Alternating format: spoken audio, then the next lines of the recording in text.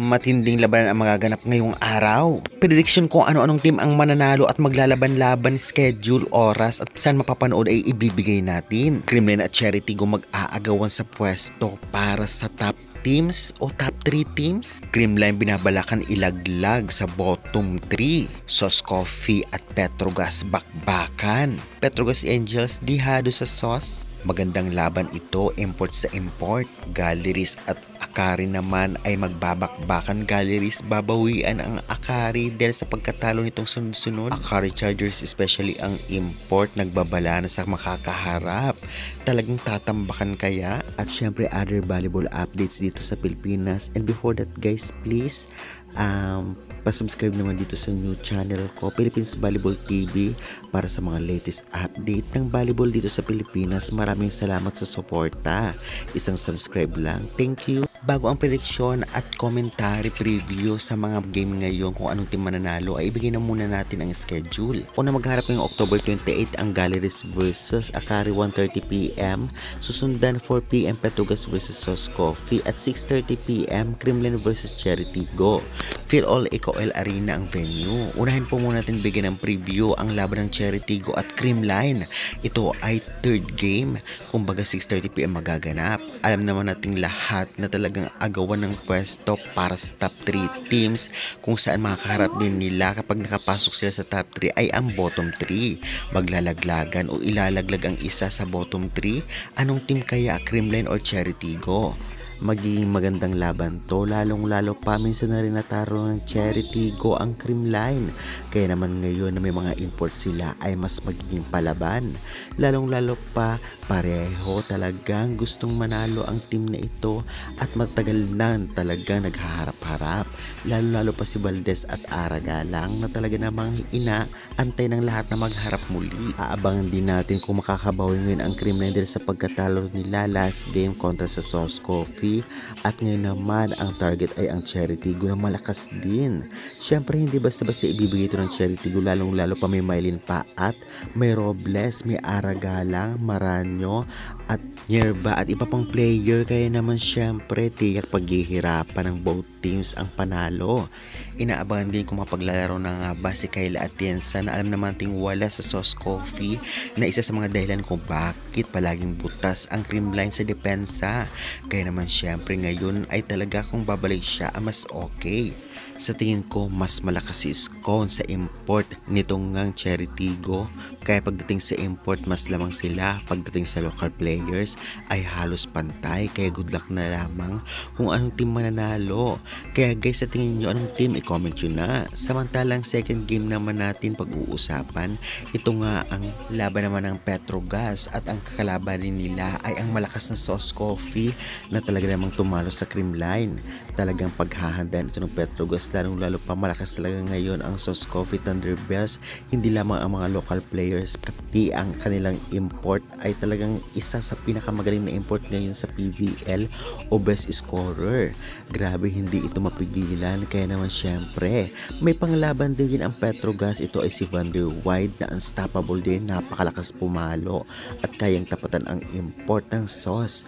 Consistency ba sa pagpalo at talaga namang pang-import, ito na ang dalawang import ng Petrogas at Sauce Coffee. Samantalang pagdating naman nga sa local players, pagdating sa Black Kings, kayang tapatan ng Petrogas ang Sauce Coffee, lalong-lalo na kay MJP Lips. At kung sino pang ipapasok na middle ay very effective din. Samantalang may Thea Gagati naman dito sa kabila at meron pa yung mga galing na middle ng Sauce Coffee kagaya ni Minor at yung isa na nag-best middle blocker pa nga. Kaya naman syempre pagdating sa depensa ay pareho naman magaling. Kaya naman kaabang-abang talaga din ang bakbakan na ito. Kaya guys, sa tingin ninyo, kayanin kaya ng Petrogas Angels ang Sauce Coffee Thunderbells? Yung dating nasa mababang rank na Sauce Coffee, ay sila kaya ang magtambak ng scores dito sa Petrogas Angels? Sa tingin ko hindi naman ito mangyayari, lalong-lalo pa may Brooke Van Sickle at magaling ang kanilang import at may Myla Pablo pa. Kaya naman syempre kaabang-abang na lang ang every game. Kaya guys, sa tingin nyo, anong team mananalo sa dalawang to? I-comment nyo na yan.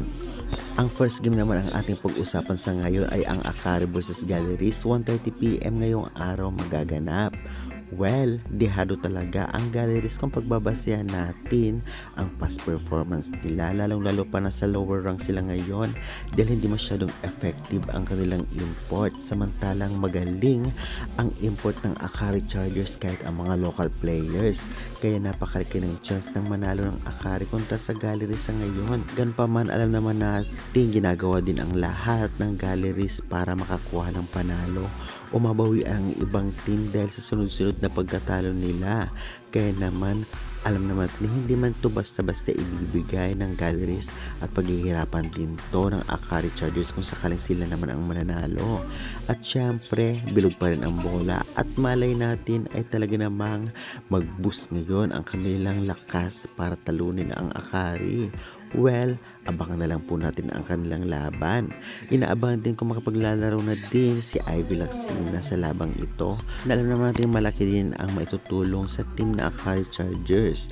O kaya hindi na need ni Ivy dahil nga kayang-kaya na nitong Akari ang Gallery sa ngayon. Talaga namang kaabang-abang kung ano ang kalalabasan ng game. Kaya guys, sa tingin nyo, anong team mananalo? I-comment nyo na yun sa baba. Ngayon naman ay pag-usapan natin kung anong apat na team ang talaga naman nag-i-stand out ngayon kahit hindi patapos ang labanan sa prelims. For me, talaga nag-i-stand out ang Sauce Coffee Thunderbells, Farm Fresh Foxes, at PLDT High Speed Hitters. Samantalang nag-aagawan naman sa top 4 rank ang ibang teams kagaya na lamang ng Petrogas, Akari, Creamline, Signal. Kaya naman abangan na lang natin dahil syempre after ng labanan na ito ay talagang magtatapatan din ang bottom 3 at top 3 teams at magkakaalamanan. Kaya naman kaabang-abang ang every game. Kaya good luck! Samantalang suportahan naman natin ang U16 Alas Pilipinas Women's Volleyball na talaga namang lalaban din. Makakalaban nila at kapul nila ay ang Japan at ang Iran. U16 ito o under 16 years old ang maglalaro na tiyak na dapat natin suportahan para sa ikakapanalo ng Pilipinas. Ipagdasal ang laro nila kagaya na lamang ng U18 ngayon. Magaganap nga ang kanilang laban sa November 1 at November 2. Kaya kailangan natin suportahan at syempre ang Asian Women's U16 nga ay magaganap sa bansang Jordan. Kaabang-abang ito. Kaya naman syempre abang-abang tayo sa mga live stream kung meron man sa YouTube kagaya ng U18 as of now wala nang talo dahil pasok nga sa semis at syempre talagang ginawa nila ang lahat para matalo ang malalakas na team kagaya na lamang ng South Korea, China, Chinese Taipei at ang iba pa. Kaya naman good luck na lamang sa future volleyball dito sa Pilipinas na kahit mga bata pa ay magaling na. Kaya pa-subscribe guys!